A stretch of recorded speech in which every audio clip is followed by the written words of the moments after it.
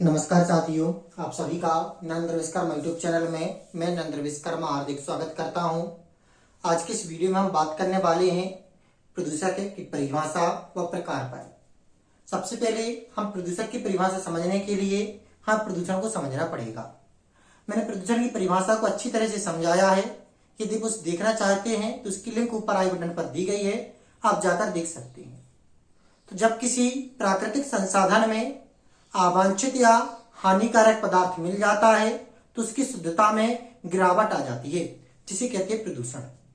जैसे कि प्राकृतिक संसाधन होते हैं जल, वायु, मृदा, इनमें हाथ में जल लिए हुए हूं तो क्या है प्राकृतिक संसाधन। अब इस प्राकृतिक संसाधन जल में हम एक कागज डाल दें तो इसकी शुद्धता में क्या जाएगी, गिरावट। तो क्या कहलाएगा, जल प्रदूषण। तो अब प्रदूषक की परिभाषा क्या बनती है? प्रदूषक की परिभाषा बनती है कि प्रदूषण के लिए जिम्मेवार पदार्थ को, जैसे कि जल है, ये जल के लिए दूषित करने का कार्य कौन करता है? एक कागज। एक कागज क्या करता है? जल को दूषित करने का कार्य। तो प्रदूषण के लिए जिम्मेवार पदार्थ को प्रदूषक कहते हैं। प्रदूषक किसे कहते हैं? वे पदार्थ जो प्रदूषण के लिए जिम्मेवार होते हैं। प्रदूषण के लिए जिम्मेवार पदार्थ को क्या करते हैं? कहते हैं प्रदूषण। जैसे जल है, हमने ऊपर से कचरा डाल दिया तो कचरा क्या हो कहलाएगा? प्रदूषक। और ये जल क्या कहलाएगा? जल प्रदूषण कहलाएगा। क्योंकि प्रदूषण का सामान्य अर्थ होता है गंदा करना। प्रदूषण का सामान्य अर्थ होता है गंदा करना।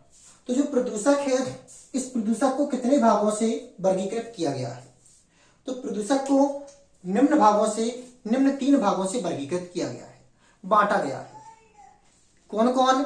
विघटन के आधार पर, अस्तित्व के आधार पर, उत्पत्ति के आधार पर। तो सबसे पहले हम बात करते हैं विघटन के आधार पर प्रदूषक कितने प्रकार के होते हैं। किसके आधार पर? विघटन के आधार पर। जैसे कि जो कचरा है, कचरा है आपका कागज है, तो कागज क्या नष्ट हो जाएगा? जी हाँ, नष्ट हो जाएगा। यदि इस कचरे में प्लास्टिक हो तो क्या प्लास्टिक नष्ट हो जाएगी? प्लास्टिक नष्ट हो जाएगी? जी नहीं। तो विघटन के आधार पर प्रदूषण 2 प्रकार के होते हैं। पहला होता है जैव निम्नीकरणीय। पहला कौन सा होता है? जैव निम्नीकरणीय। अब दूसरा प्रदूषक होता है आपका अनिम्नीकरणीय। दूसरा कौन सा होता है? अनिम्नीकरणीय। तो जैव निम्नीकरणीय प्रदूषक की परिभाषा क्या बनेगी? वे ऐसे प्रदूषक हैं जो सरलता से नष्ट हो जाते हैं।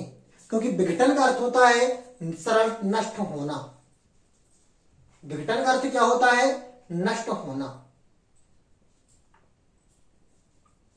तो जो सरलता से नष्ट हो जाते हैं वो निम्नीकरणीय कहलाते हैं, और जो सरलता से नष्ट नहीं होते हैं वो अनिम्नीकरणीय कहलाते हैं। विघटन के आधार पर प्रदूषक कितने प्रकार के होते हैं? 2 प्रकार के। एक जैव निम्नीकरणीय, दूसरा अनिम्नीकरणीय।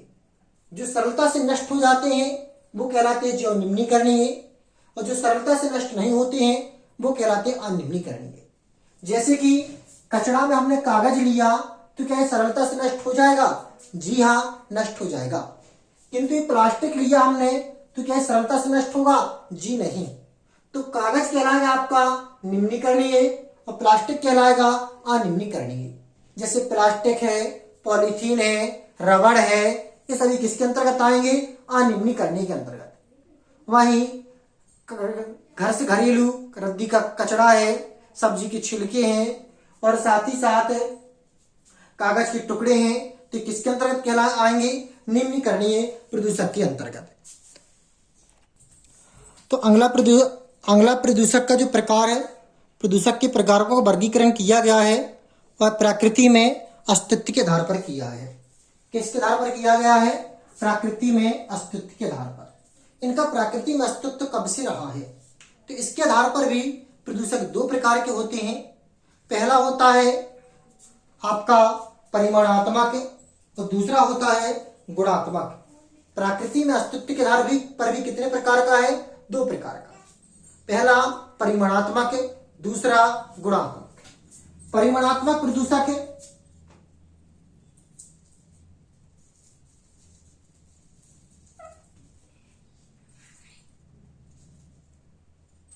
परिमाणात्मक प्रदूषक ऐसे प्रदूषक कहलाते हैं जो प्रकृति में पहले से थे, जो प्रकृति में कैसे थे, पहले से थे, लेकिन उसकी मात्रा बढ़ जाने के कारण वो क्या कहलाए, फिर प्रदूषक कहलाए। ऐसे प्रदूषक है जिनका अस्तित्व प्रकृति में पहले से था, लेकिन उनकी मात्रा निश्चित अनुपात से अधिक हो जाने के कारण वो क्या कहलाए, फिर प्रदूषक कहलाए। जैसे कार्बन डाइऑक्साइड है आपकी, तो यह प्रकृति में पहले से थी, लेकिन इसकी मात्रा बढ़ने के कारण फिर एक किस कैटेगरी में आ गई, प्रदूषक की कैटेगरी में। नाइट्रोजन है, नाइट्रोजन डाइऑक्साइड, तो यह प्रकृति में पहले से थी, लेकिन जब इसकी मात्रा इसके निश्चित अनुपात से बढ़ जाती है तो क्या कहलाती है, प्रदूषक। दूसरा होता है आपका गुणात्मक प्रदूषक। दूसरा कौन सा है, गुणात्मक प्रदूषक। तो ऐसे प्रदूषक है जो मानवीय क्रियाकलापों के द्वारा वातावरण में आए, पहले से इनका अस्तित्व नहीं था, लेकिन मानवीय हमारी और आपकी क्रियाकलापों के कारण यह अस्तित्व पे आए हैं।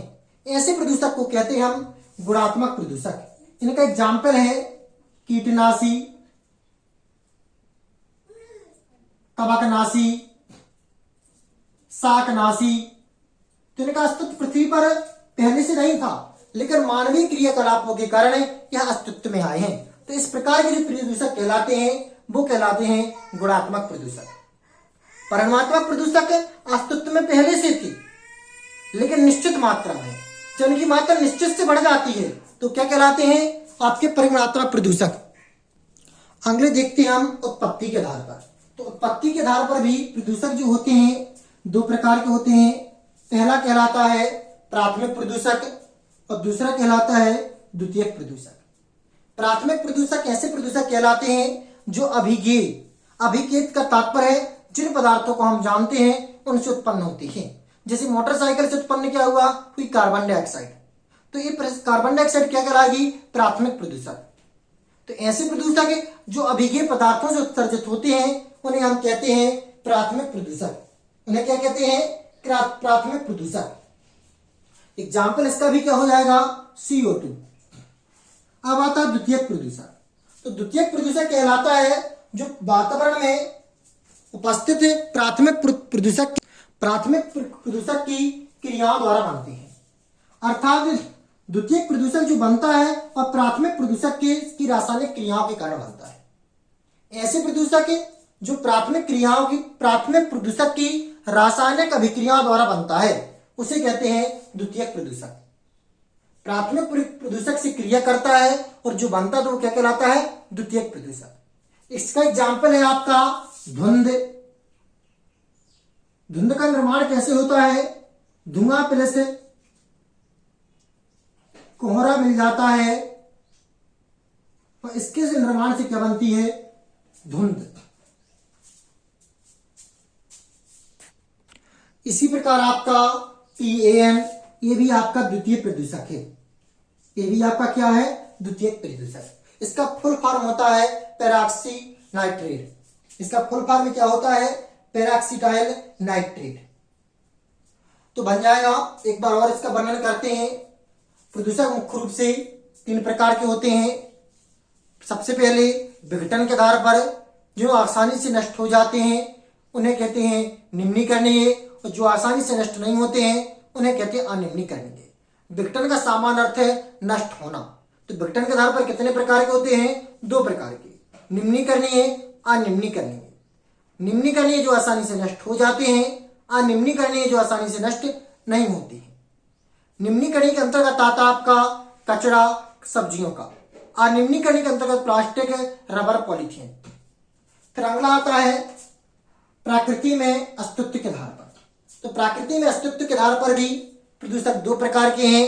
पहला है परिमाणात्मक, दूसरा है गुणात्मक। परिमाणात्मक ऐसे प्रदूषक कहलाते हैं जिनका अस्तित्व पृथ्वी पर पहले से था, जिनकी मात्रा इनकी निश्चित अनुपात से बढ़ जाती है। जैसे कार्बन डाइऑक्साइड, नाइट्रोजन डाइऑक्साइड पृथ्वी पर पहले से थी, लेकिन इनकी जब मात्रा इनके अनुपात से बढ़ गई तो क्या कहलाई, परिमाणात्मक प्रदूषक। गुणात्मक प्रदूषक जो मानवीय क्रियाकलापों के कारण उत्पन्न हुई, यह पहले से अस्तित्व में नहीं थी लेकिन मानवीय क्रियाकलापों के कारण उत्पन्न हुई, इसलिए इन्हें कहते हैं गुणात्मक। एग्जाम्पल है कीटनाशी, कवकनाशी। अब आता है उत्पत्ति के आधार पर। उत्पत्ति के आधार पर भी कितने प्रकार के हैं? 2 प्रकार के, प्राथमिक और द्वितीयक। जो अभिज्ञेय पदार्थों से उत्सर्जित होते हैं उन्हें प्राथमिक कहते हैं, और जो प्राथमिक के प्रदूषक की रासायनिक अभिक्रियाओं के द्वारा निर्मित होते हैं उन्हें द्वितीयक प्रदूषक कहते हैं। प्राथमिक का एग्जाम्पल है कार्बन डाइऑक्साइड, द्वितीयक का एग्जाम्पल है धुंध प्लस धुंध और PAN। यदि आपको वीडियो अच्छा लगा है तो वीडियो को लाइक जरूर करिए। नमस्कार, जय माता दी, राधे राधे, जय श्री राम।